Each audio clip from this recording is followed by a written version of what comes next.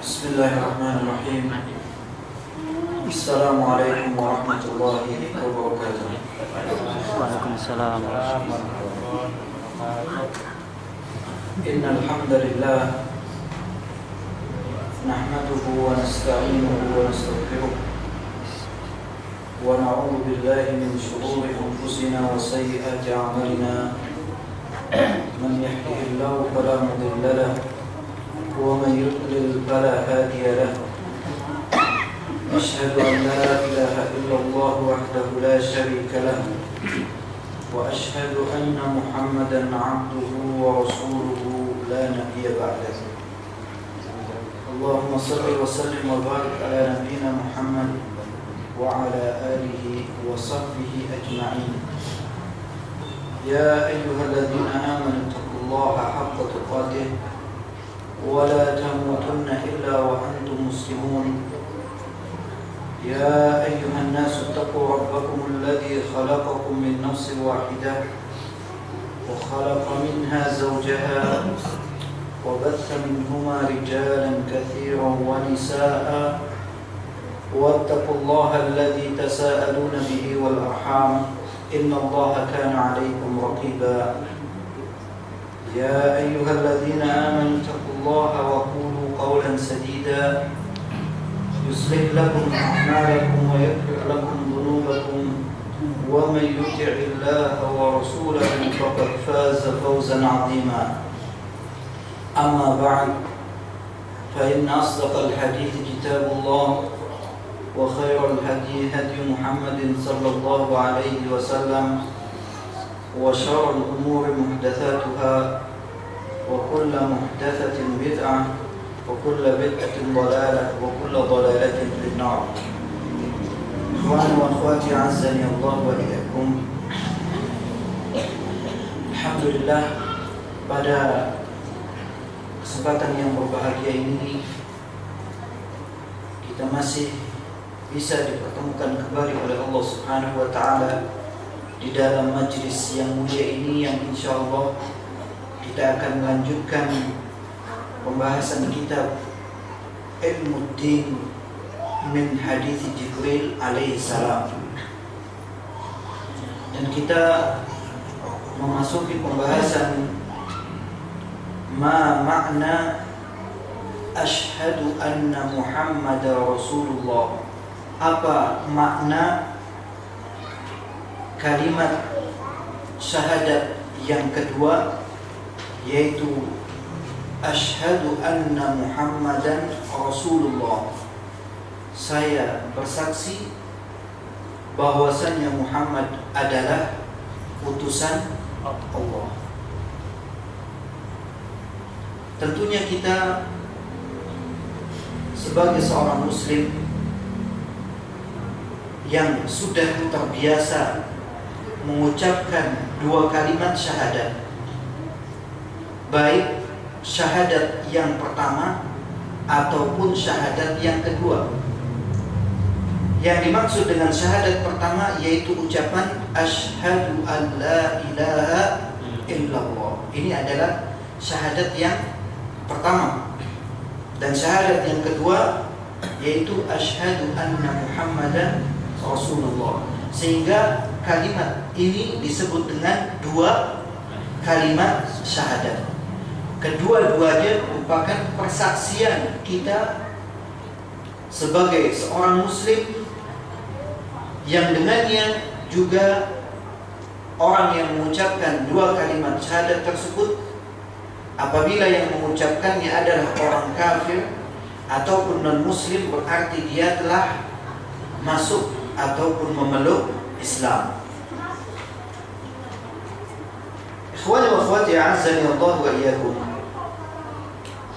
Inna syahadata la ilaha illallah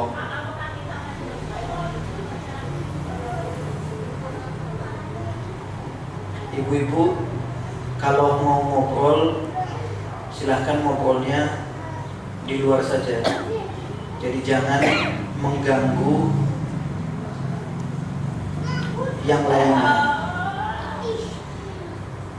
Ibu-ibu, kalau mau ngobrol atau mau ngasuh anaknya, di luar saja.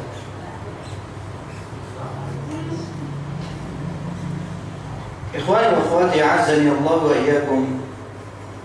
Inna syahadata la ilaha illallah la tatimmu wa la taktamilu wa la tanfa'u illa bisyahadati tsaniyah. Sesungguhnya kalimat syahadat la ilaha illallah, dan ini merupakan syahadat yang pertama. La tatimmu, tidak akan sempurna, wala taktamilu, dan tidak akan lengkap, wala tanfa'u, dan tidak akan bermanfaat, illa bisyahadati tsaniyah, kecuali dengan syahadat yang kedua, sehingga menjadi lengkap dan sempurna dua kalimat syahadat. Wa hiya anna Muhammadar Rasulullah, yaitu kalimat anna Muhammadan, bahwasanya Muhammad adalah Rasulullah, utusan Allah. Wa idza 'alimna anna Allah huwal mustahiqqu lil ibadah duna siwa fa kaifa na'budu. Kalau seandainya kita telah mengetahui bahwasanya Allah tabaraka wa ta'ala huwal mustahiqqu lil ibadah, adalah zat yang berhak untuk diibadahi, duna siwa, bukan selainnya. Kalau ini sudah kita ketahui dan sudah kita realisasikan, sudah kita amalkan, fa kaifa na'budu, lalu bagaimana cara kita beribadah kepada Allah Subhanahu wa taala? Bagaimana kita menyembah Allah Subhanahu wa taala?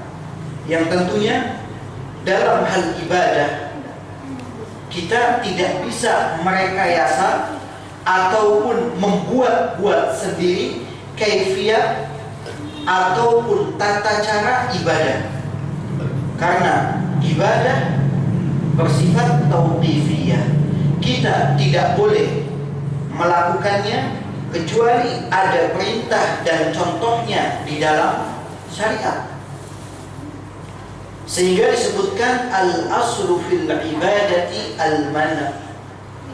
Asal hukum ibadah itu terlarang. Sebagai contoh, salat. Salat itu dilarang. Kita tidak boleh salat.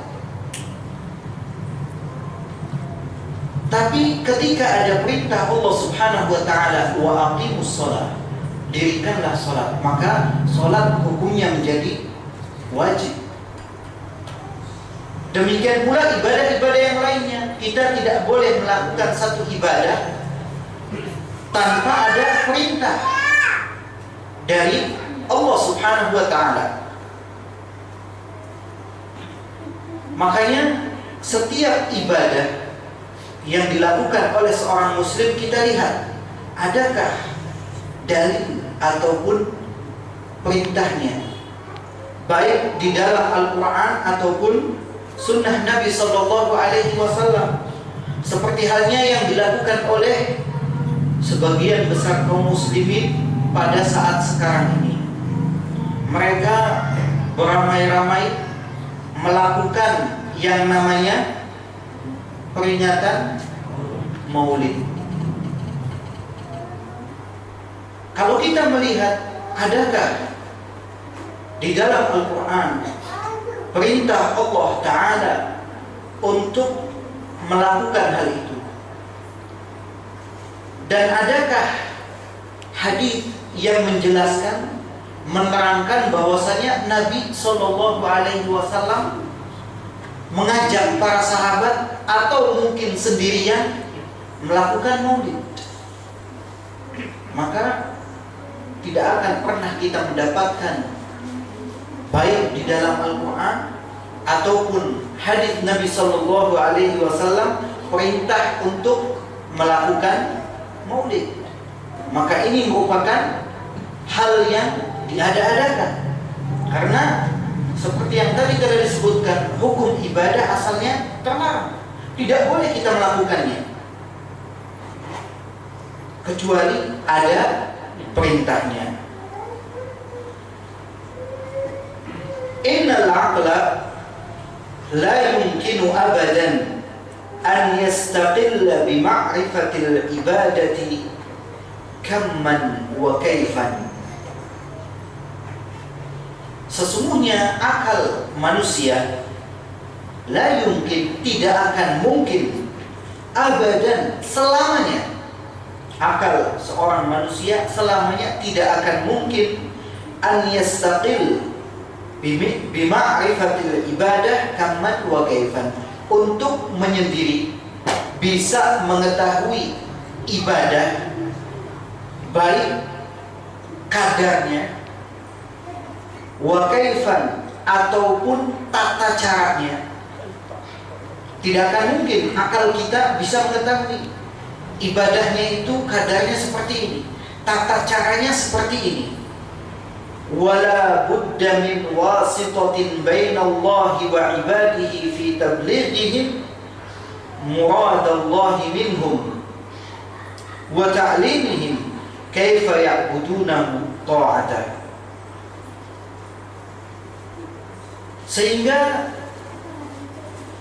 mau tidak mau harus ada perantara di antara Allah Subhanahu wa ta'ala dengan para hambanya, seseorang yang menyampaikan murad Allah, apa yang dikehendaki oleh Allah Subhanahu wa ta'ala dari mereka, dari hambanya, apa yang harus dilakukan oleh para hamba untuk Allah ta'ala. Wa ta'limuhum kaifa ya'buduna, dan juga ada seseorang yang mengajarkan mereka, mengajarkan para hambanya kaifa ya'buduna, bagaimana mereka beribadah kepada Allah, bagaimana mereka menyembah Allah. Tidak akan mungkin akal kita bisa mengarang sendiri, membuat sendiri tata cara ibadah, kecuali melalui perantaraan yang menyampaikan kehendak Allah Subhanahu wa ta'ala dan bagaimana tata cara kaifiyah beribadah kepada Allah. Wa hadhil wasitatu hiyal mursalun alladzina khatamahumullahu bi Muhammadin sallallahu alaihi wasallam.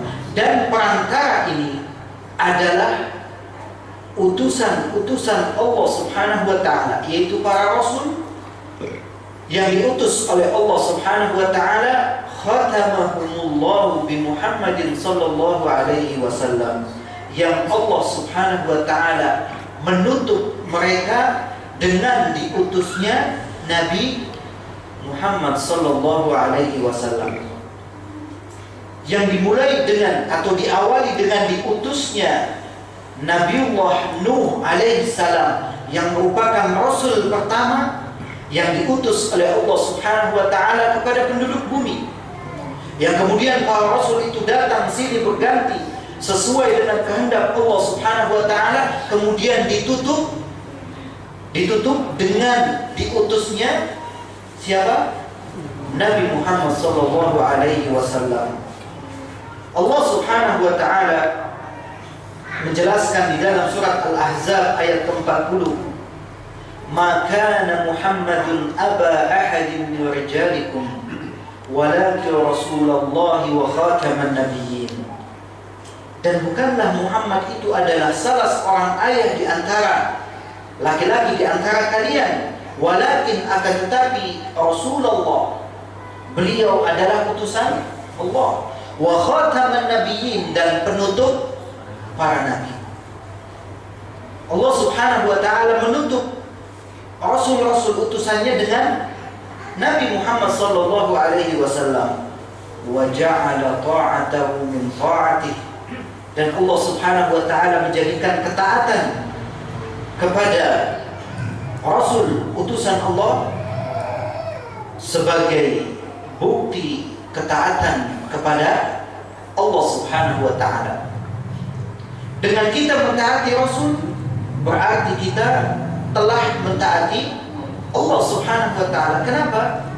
Karena yang mengutus mereka adalah Allah Subhanahu wa ta'ala, sehingga mentaati mereka merupakan salah satu bentuk ketaatan kepada Allah Subhanahu wa ta'ala. Di dalam surat An-Nisa, Allah Subhanahu wa ta'ala berfirman pada ayat yang 80, "May yuti'i rasul faqad ata'a Allah." Barang siapa yang mentaati Rasul, faqad ata'a Allah. Sungguh dia telah mentaati Allah. Ikhwani fi din, a'azzani Allah wa iyyakum. Wa ja'ala ittiba'ahu unwan mahabbatihi. Faqala qul in kuntum tuhibbuna Allah fattabi'uni yuhibbukumullah wa yaghfir lakum dhunubakum wallahu ghafurur rahim.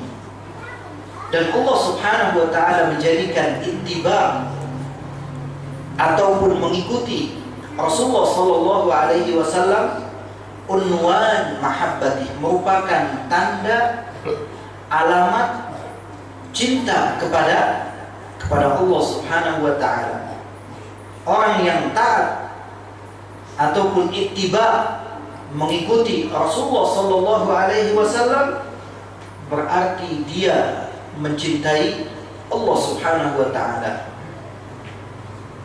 Allah Subhanahu wa ta'ala berfirman, menjelaskan di dalam surat Ali Imran ayat yang ke-31, "Qul, katakan ya Muhammad, in kuntum tuhibbunallah, jikalau kalian benar-benar mencintai Allah, fattabi'uni, maka ikutilah aku." Allah Subhanahu wa ta'ala menjadikan syarat kecintaan kepadanya orang-orang yang mengklaim, mengaku cinta kepada Allah diuji, sehingga para ulama menyebutkan bahwasanya ayat ini disebut dengan ayatul imtihan, ayat ujian, menguji para hambanya yang mengaku cinta kepada Allah untuk membuktikan cintanya. Bagaimana cara kita membuktikan cinta kita kepada Allah Subhanahu wa ta'ala? Kata Allah ta'ala, fattabi'uni, ikuti Nabi Muhammad sallallahu alaihi wasallam.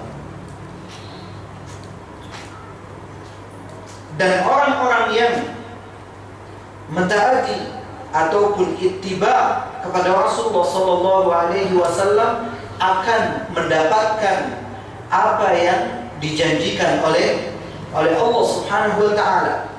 Apa yang dijanjikan oleh Allah Subhanahu wa ta'ala? Mahabbatuhum, Allah akan mencintai mereka. Dan juga Allah Subhanahu wa ta'ala akan mengampuni dosa-dosa mereka. Kata Allah Subhanahu wa ta'ala, yuhibbukumullah, Allah Subhanahu wa ta'ala akan mencintai kalian, wa yaghfir lakum dhunubakum, dan mengampuni dosa-dosa kalian, wallahu ghafurur rahim, dan Allah Subhanahu wa ta'ala Ghafur, Maha Pengampun, Rahim, Maha Penyayang. Ikhwani fi din, azani Allah wa iyyakum. Kita sebagai seorang hamba, sebagai manusia, tentunya banyak melakukan kesalahan dan dosa, banyak kekhilafan yang kita lakukan, banyak perbuatan dosa yang kita kerjakan, sehingga kita sangat membutuhkan ampunan Allah Subhanahu wa ta'ala. Karena tidak akan mungkin dosa kita diampuni kecuali apabila Allah Subhanahu wa ta'ala mengampuninya. Dan dengan jalan ittiba kepada Rasulullah sallallahu alaihi wasallam, taat kepada Rasulullah sallallahu alaihi wasallam, dosa-dosa kita akan diampuni oleh Allah Subhanahu wa ta'ala. Wa yaghfir lakum dhunubakum, dan Allah Subhanahu wa ta'ala mengampuni dosa-dosa kalian. Dan ini merupakan salah satu manfaat ataupun faedah serta buah dari ketaatan kita, ittiba kita kepada Rasulullah sallallahu alaihi wasallam. Karena setiap orang boleh mengaku cinta kepada Allah Subhanahu wa taala. Namun apakah Allah Subhanahu wa taala membalas cinta kita? Betapa sakitnya hati seseorang ketika cintanya bertepuk sebelah kaki. Kalau cinta ditolak, maka kita hanya bisa berdoa kepada Allah Subhanahu wa taala. Tapi lain halnya dengan cinta yang dilontarkan dari tempat ini menuju padam. Cintanya bersambut sehingga akan membuahkan hasil. Ikhwani wa akhwati a'azani Allah wa iyyakum. Rasanya begitu? Bagaimana? Tapi kalau cintanya bertepuk sebelah tangan, sakitnya di mana? Maka orang yang mengaku cinta kepada Allah Subhanahu wa taala, namun Allah Subhanahu wa taala tidak mencintainya,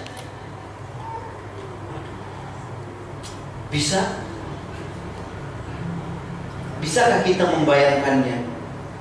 Maka untuk mendapatkan kecintaan dari Allah Subhanahu wa taala harus mengikuti syarat yang dibuat oleh Allah Subhanahu wa taala yang harus kita penuhi, yaitu dengan cara apa?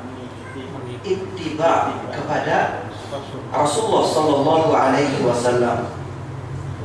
Fala sabila lil wusuli ila Allah illa an tariqi Muhammadin sallallahu alaihi wasallam.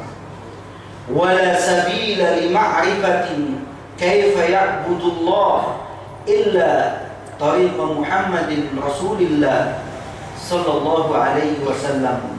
Wa hadha huwa ma'na anna Muhammadan Rasulullah. Dan tidak ada jalan lil usul untuk bisa sampai ila Allah, menuju Allah Subhanahu wa taala, illa an tariqi Muhammadin sallallahu alaihi wasallam, kecuali melalui jalan yang ditempuh oleh Nabi Muhammad sallallahu alaihi wasallam. Kita ini diibaratkan orang buta. Maksudnya buta, tidak tahu jalan. Mana jalan yang bisa sampai kepada Allah Subhanahu wa taala. Sedangkan diutusnya Nabi Muhammad sallallahu alaihi wasallam untuk membimbing, untuk menuntun manusia agar bisa sampai kepada Allah Subhanahu wa taala. Maka ada jalan yang ditempuh oleh Rasulullah sallallahu alaihi wasallam yang harus kita ikuti. Dan tentunya jalan yang ditempuh oleh Rasulullah sallallahu alaihi wasallam adalah aqrabutu, merupakan jalan yang paling dekat, yang paling singkat, yang tidak ada jalan lain yang bisa menyampaikan kita kepada Allah Subhanahu wa taala. Bisa kita bayangkan orang yang melakukan pendakian gunung, mendaki gunung. Gunungnya masih perawan, masih belum ada jalan. Kita bagaimana bisa sampai ke puncak?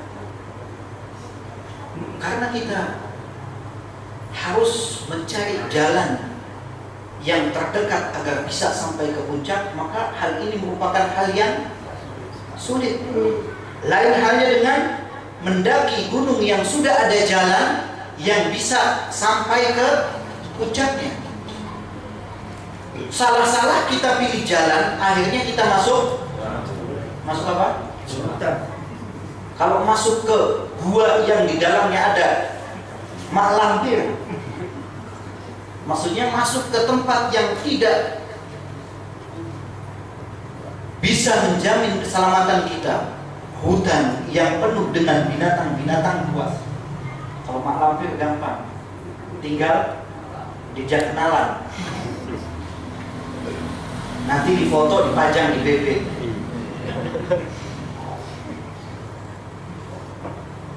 Kalau misalkan kita masuk ke hutan yang di situ banyak binatang buas, salah-salah kita jadi bancakan mereka. Jadi bancakan tuh bancakan. Habis riwayat kita. Tapi kalau kita misalkan mengikuti jalan yang sudah dilalui oleh para pendahulu yang telah dahulu menuju puncak, maka hal ini lebih mudah. Makanya kita nggak perlu ngarang-ngarang jalan agar bisa sampai kepada Allah Subhanahu wa Ta'ala. Jalan itu telah dibuat dan ditempuh oleh Rasulullah Sallallahu Alaihi Wasallam. Kita hanya tinggal ngikutin, nggak usah aneh-aneh, nggak usah ngarang sendiri, bikin ini, bikin itu. Padahal itu tidak dibutuhkan. Dan mungkin semakin jauh kita dengan jalan yang akan bisa menyampaikan kita kepada Allah Subhanahu wa Ta'ala. Wala sabila lima'rifatin kaifa ya'budullah illa tariqa Muhammadin Rasulillah sallallahu alaihi wasallam. Dan tidak ada jalan untuk mengetahui kaifa ya'budullah, bagaimana seorang hamba beribadah kepada Allah, illa tariqa Muhammadin Rasulillah sallallahu alaihi wasallam, kecuali melalui jalan yang ditempuh oleh Nabi Muhammad, utusan Allah Subhanahu wa Ta'ala. Jadi kita tidak akan mungkin tahu bagaimana beribadah kepada Allah, bagaimana kita menyembah Allah, kecuali dengan apa yang dituntunkan, dicontohkan oleh Rasulullah sallallahu alaihi wasallam. Kita lihat bagaimana para sahabat yang mulia yang mendampingi Rasulullah sallallahu alaihi wasallam ketika Allah Subhanahu wa Ta'ala memerintahkan untuk bersolawat. Di dalam surat Al-Ahzab Allah Subhanahu wa Ta'ala menjelaskan, innallaha wa malaikatahu yusalluna 'alan nabi ya ayyuhalladzina amanu sallu 'alaihi wa sallimu taslima. Perintah Allah Subhanahu wa Ta'ala untuk bersolawat dan salam kepada Nabi. Apakah dengan turunnya ayat ini para sahabat rame-rame bikin solawat, lomba bikin salawat, memuji Nabi Sallallahu Alaihi Wasallam? Apa yang kita ragukan dari kemampuan para sahabat? Bahasa mereka adalah bahasa Arab. Sangat mudah bagi mereka untuk membuat redaksi solawat. Namun tidak ada seorang pun sahabat, jangankan setugel, tidak ada yang membuat sholawat sendiri. Namun mereka mengembalikan kepada Rasulullah Sallallahu Alaihi Wasallam bahwasanya kami telah mengetahui bagaimana kami mengucapkan salam kepadamu. Fa kaifa nusalli alaik? Lalu bagaimana kami bersolawat kepada engkau, bersolawat kepada Rasulullah Sallallahu Alaihi Wasallam. Baru kemudian Rasulullah Sallallahu Alaihi Wasallam mengajarkan mereka solawat, yang kemudian solawat itu dibaca di dalam solat kita. Akhwani fi din, azani Allah wa iyyakum.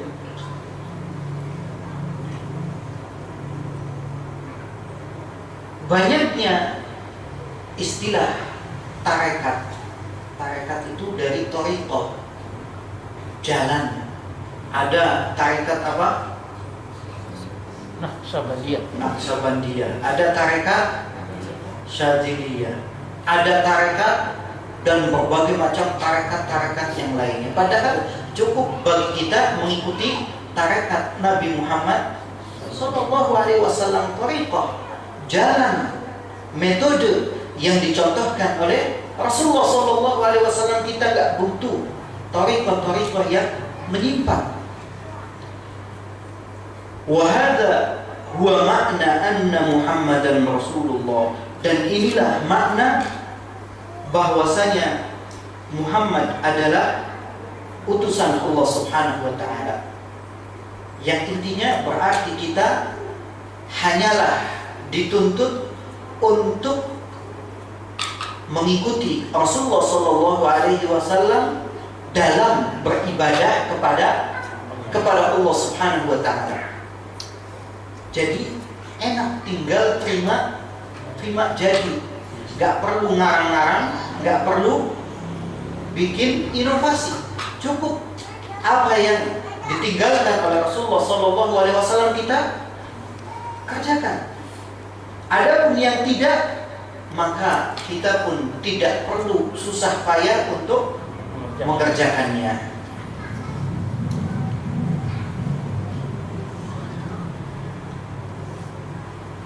Ikhwan fillah azani Allah wa iyyakum.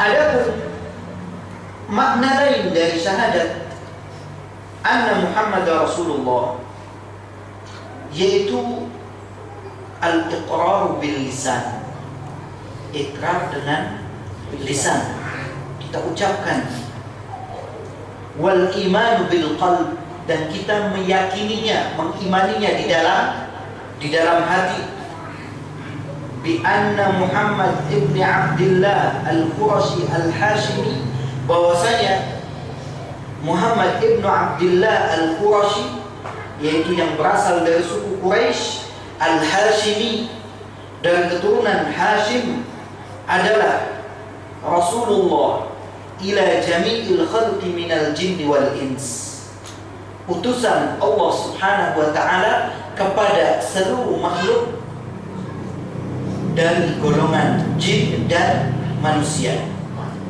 Bahwasanya Nabi Muhammad SAW diutus oleh Allah Subhanahu wa ta'ala untuk dakwah kepada mereka, kepada jin dan manusia.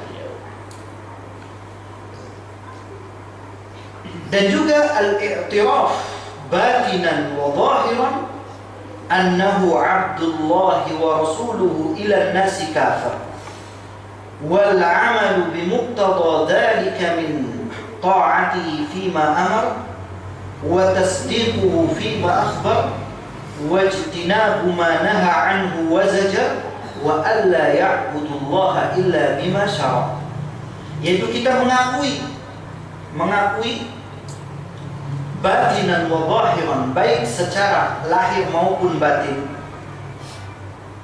bahwasanya beliau Abdullah adalah hamba Allah, wa rasuluhu ila nasi kafah, dan juga utusannya yang diutus kepada seluruh manusia.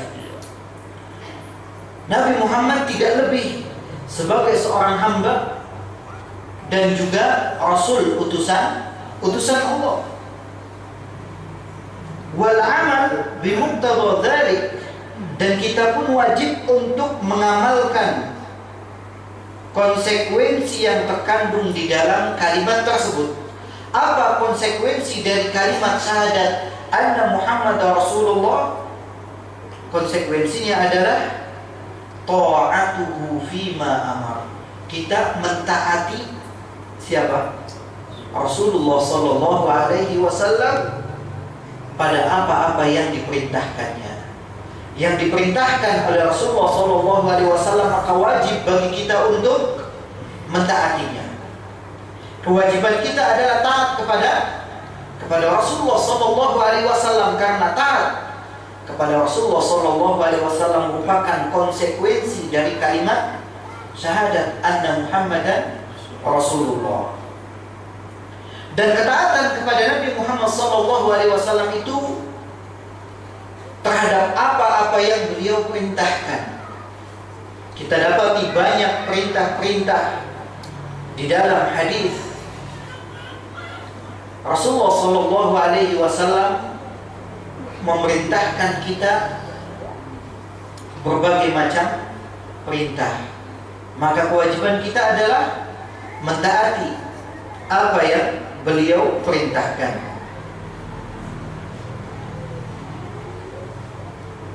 Wa tasdiquhu fima akhbar, dan membenarkan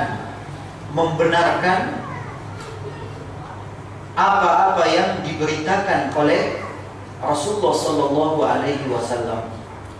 Karena banyak kita dapati di dalam hadis-hadis beliau sallallahu alaihi wasallam memberitakan, mengabarkan, menginformasikan kepada kita hal-hal yang akan terjadi, hal-hal yang akan datang, yang telah diberitahu oleh Allah Subhanahu wa taala.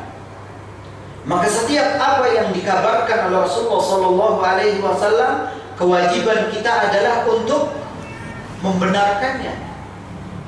Apa-apa yang berkaitan dengan hal-hal yang akan datang, yaitu tentang keluarnya Imam Mahdi, turunnya Nabi Isa, munculnya Dajjal, dan juga tanda-tanda ciri-ciri hari kiamat yang dijelaskan oleh Rasulullah sallallahu alaihi wasallam, yang diberitakan oleh Rasulullah sallallahu alaihi wasallam, maka kewajiban kita adalah untuk membenarkannya. Tidak boleh bagi kita untuk meragukan atau bahkan mendustakan apa yang dikabarkan oleh Rasulullah sallallahu alaihi wasallam, karena kewajiban kita adalah membenarkan, dan ini merupakan konsekuensi dari syahadat anna Muhammadar Rasulullah. Wajtinabu ma naha anhu wa zajar, dan menjauhi apa yang dilarang oleh beliau dan apa yang diperingatkan untuk dijauhi. Larangan-larangan Rasulullah sallallahu alaihi wasallam kita wajib untuk menjauhinya. Jangankan untuk melakukan, untuk mendekati juga tidak boleh, karena kita diperintahkan untuk menjauhi apa-apa yang dilarang oleh Rasulullah SAW. Dan tentunya banyak larangan-larangan Rasulullah SAW kepada umatnya, larangan yang harus kita perhatikan, larangan yang harus kita jauhi. Jangan sampai kita melanggar larangan Rasulullah SAW. Kemudian wa alla ya'budullaha illa bima syara', dan hendaklah tidak beribadah atau menyembah Allah illa bima syara', kecuali dengan apa yang disyariatkannya. Kalau ada syariat yang bukan datangnya atau bukan dibawa oleh Rasulullah SAW, maka jangan coba-coba kita menjadikan itu sebagai ibadah yang kita niatkan untuk mendekatkan diri kepada Allah Subhanahu wa taala. Karena konsekuensi syahadat anna Muhammad Rasulullah, yaitu kita tidak beribadah kepada Allah, tidak menyembah Allah kecuali dengan syariat yang dibawa, syariat yang dibawa oleh Rasulullah sallallahu alaihi wasallam. Jangan sampai kita beribadah dengan syariat nabi-nabi terdahulu ataupun syariat yang dibawa oleh manusia yang datang belakangan, kecuali syariat itu dibenarkan oleh Rasulullah sallallahu alaihi wasallam. Ikhwan fi din, azani Allah wa iyyakum. Kemudian yang terakhir adalah arkanu syahadati anna Muhammadar Rasulullah. Rukun syahadat yang kedua, rukun syahadat anna Muhammadar Rasulullah. Rukunnya laha ruknani, yaitu ada dua rukun.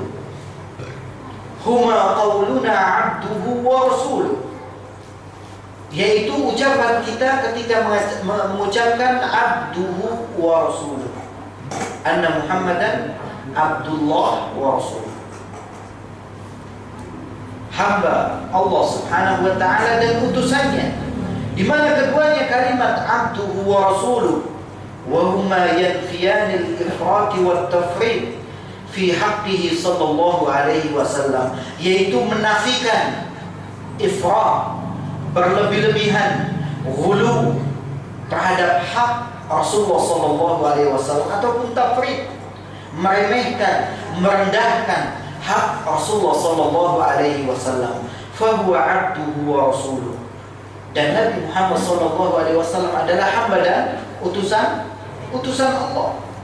Wa huwa akmalul khalqi fi hataini sifataini syarifatain. Dan beliau sallallahu alaihi wasallam itu akmalul khalq, makhluk yang paling sempurna dalam dua sifat yang mulia ini. Dua sifat yang mulia, abduhu wa rasuluh, hamba Allah dan utusan Allah subhanahu wa ta'ala. Allah subhanahu wa ta'ala berfirman di dalam surat Al-Kahfi ayat yang ke-110, Qul innama ana basharun mislukum yuha ilai. Katakan ya Muhammad, innama ana basharun mislukum, bahwasanya saya adalah bashar, manusia biasa, mislukum, sama seperti kalian. Yuha ilai, namun diwahyukan kepada beliau. Beliau diberi wahyu oleh Allah subhanahu wa ta'ala, sehingga dengan diberikannya wahyu, disampaikan wahyu kepada beliau, ini membuktikan beliau juga selain sebagai manusia biasa diberi predikat Rasulullah, utusan Allah subhanahu wa ta'ala. Hanya ini yang membedakan dari manusia biasa. Adapun sifatnya sama seperti kita, manusia biasa yang beliau juga membutuhkan makan, membutuhkan minum, membutuhkan istirahat, namun diberikan keistimewaan, diberikan kemuliaan oleh Allah subhanahu wa ta'ala dengan diberikannya wahyu dan diangkat menjadi utusan Allah subhanahu wa ta'ala. Wallahu ta'ala alam. Mungkin ini saja yang bisa kami sampaikan. Barangkali ada yang ingin tanyakan kami, persilahkan.